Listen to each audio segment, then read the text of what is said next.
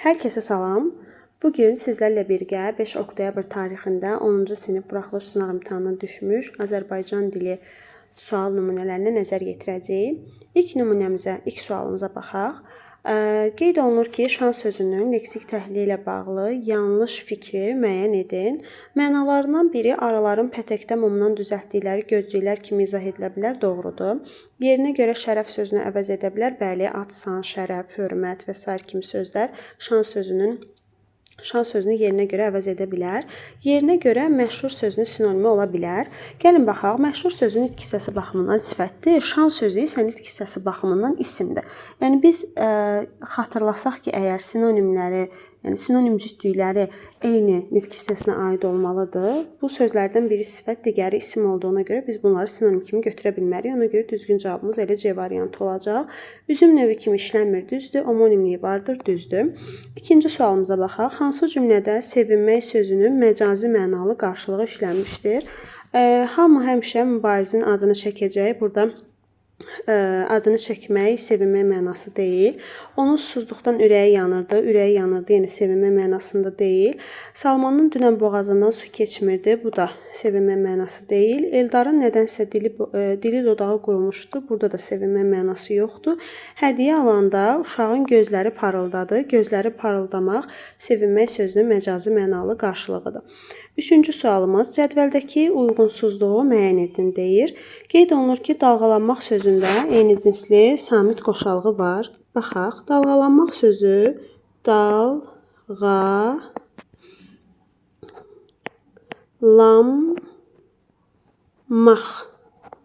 şəklindədir.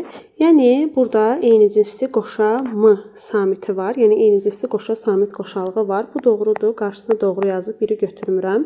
Çalışqan sözünün deyilişi ilə yazılışı fərqlənmir. Bu doğrudur, amma qarşısına yanlış yazıb 2-ni götürəcəm. Şəfəq sözünə saitlə başlanan şəkilçi artırdıqda qığa əvəzlənməsi baş verir deyir, amma baş vermir. Yəni, bu yanlışdır. Qarşısına doğru yazıb 3-ü götürəcəm. Nərə sözünün 2 tələffüz forması vardır. Bəli, nərə sözü birinci variantda, yəni birinci saitimiz uzun tələffüz olunanda bu qışqırtı mənasını verir, nərə çəkmək mənasında. Amma ikinci mənasında nərə balığı, belə olan halda isə balıq növü kimi gedir. Yəni bir variantda uzun tələffüz olunur, digər variantda saiti uzun tələffüz olunmur. Yəni bu doğrudur, qarşısına yanlış yazıb 4-ü də götürəcəm. Deformasiya sözünün deyilişi və yazılışı arasında bir fərqli məqam var. Bu da doğrudur. İkinci heyecamızdakı o aya çevrilir. Deformasiya şəklində olur. Doğrudur. Qarşısında da doğru yazılıb. Yəni bu da mənə lazım deyil. Düzgün cavab 2, 3, 4 olacaq. Yazılışı səhv olan sözü müəyyən edin. Riayət düz yazılıb, iaşə düz yazılıb, dedektiv düzdür, cinayət düzdür. Düzgün cavab əzmkarlıqdır. Nəzərə alsaq ki, əzmkarlıq sözünün yazılışında i hərfi yoxdur, amma tələffüzdə z və m səslərin arasına i səsi girir, amma yazılışda i hərfi yoxdur. Ona görə düzgün cavab Y olur. Nümunələrdən biri homonimlik xüsusiyyəti daşıyaraq əlamət və hərəkət bildirən söz kimi işlənə bilər. Yəni bizdən həm sifət, həm də feil kimi işlənə bilən sözü istəyir. Çəp sözü yalnız sifət olur. Daş sözü isim və daşımaq feili ola bilir. Yaş sözü yenə insan ömrünün müəyyən dövrü isim, bir də ki, sulu mənasında, nəm mənasında işlənə bilir. Yəni sifət və isim kimi işlənir. Çap sözü də feil, çapmaq feili və çap ismi kimi işlənə bilir. Amma çaş sözü həm çaşmaq, yəni feil kimi işlənə bilir, həm də çaş əyri mənasını ifadə edə bilir. Yəni həm sifət, həm də feil kimi işlənə bilir. Cədvəldəki uyğunluğu müəyyən edin deyir. Frazoloji birləşmə verir və biz o uyğun olaraq frazoloji birləşmənin sinonimini seçməliyik. Köks ötürmək sinonimi ah çəkməkdir, düzdür. Ağ yuyub qara sərmək birini bərk danlamaq, abırını ətəyinə bükmək mənasını ifadə eləyir. Amma onun sinonimi olaraq əlini ağdan qaraya vurmamaq götürə bilmərik. Əlini ağdan qaraya vurmamaq heç bir iş görməmək deməkdir. Yəni bunlar mənaca bir-birlərini əvəz edə bilməz. Cana gəlmək nədənsə bezməkdir. Sinonim kimi boğaza yığılmaq götürmək olar. Yəni 3 doğrudur. Dilə dişə düşmək pis mənada məşhurlaşmaq deməkdir. Amma dişi bağırsağını kəsmək əsəbləşmək deməkdir. Yəni bunlar da frazoloji sinonim kimi işlənə bilməzlər. Düzgün cavabımız 1-3 B variantı olacaq. Daha sonra çatlamaq sözündəki samitlərlə bağlı uyğunluğu istəyir bizdən. İlk öncə gəlin sözümüzün tələffüz formasını yazaq. Çatlamaq sözü çatlamaq şəklində tələffüz olunur. Bizdən 3-cü və 5-ci samitə əsasən uyğunluğu müəyyənləşdirmək istəyir. 3-cü samitimiz D-dır. 5-ci samitimiz isə X-dır. İndi gəlin baxaq. Çar qarşılığı var. Bu deməli D cingiltili samitdir və onun çar qarşılığı var. Yəni bu 3-cü samitimizə aid olan xüsusiyyətdir. Deməli 1-ə A variantı yazırıq.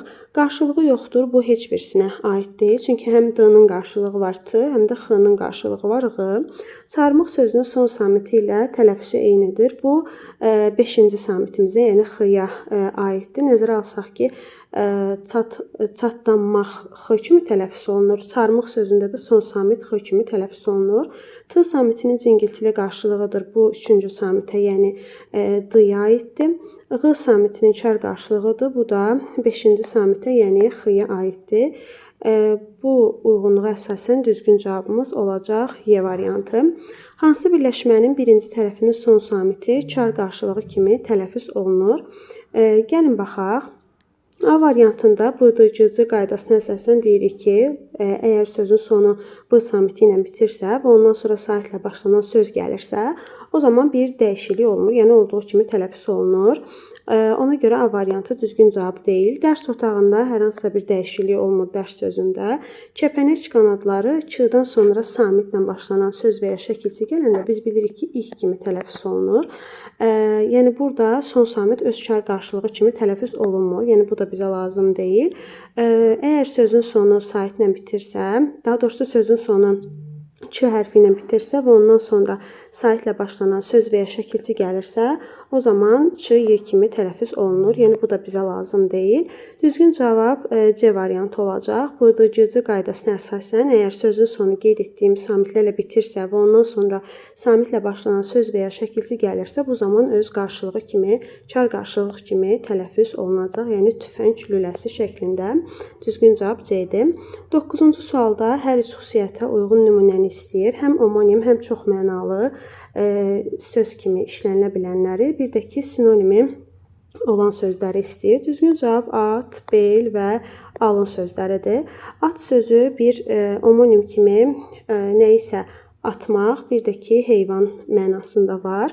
Çoxmənalı söz kimi söz atmaq, sinonimi də ki, feil kimi götürsək, o zaman tullamaq sözünü sinonim kimi götürə bilərik. Bel sözü omonim kimi işlənə bilir. Bəli, bir var kürək mənasında, bir də insanın beli mənasında. Çoxmənalı söz kimi də yenə insanın beli, dağın beli. Sinonimi də ki, yenə kürək götürmək olur. Alın sözü alınmaq feili kimi bir o mənada, yəni omonim kimi məna taylarından biri alınmaq feilidir. Digər məna tay da insanın alınıdır. Bu omonim kimi olan məna taylarıdır. Çoxmənalı söz kimi alın yazısı götürə bilərik, yəni məcazi mənalı söz kimi. Bir də ki, yenə insanın alını belə olanda çoxmənalılıq təşkil eləmiş olur. Sinonimi də ki, alınmaq, qazanılmaq kimi götürə bilərik. Düzgün cavabımız buna görə 2, 3 və 4 olacaq. Və sonuncu sualımıza baxaq. Hansı cümlədə qəlbi qırılmaq ifadəsinin həqiqi mənalı qarşılığı işlənmişdir? O gün Elxanın qaşqabağı yer süpürürdü. Burada qəlbi qırılmaq ifadəsinin həqiqi mənalı qarşılığı yoxdur. Səadət məndən incimişdi. Bəli, düzgün cavabımız elə B variantı olacaq ki, qəlbi qırılmaq həqiqi mənalı qarşılığı kimi incimək feilini götürmək olar. Qəzəblənmişdir deyil, heyranlıq duymaq deyil, narahat olmaq deyil. Düzgün cavabımız B variantı olacaq.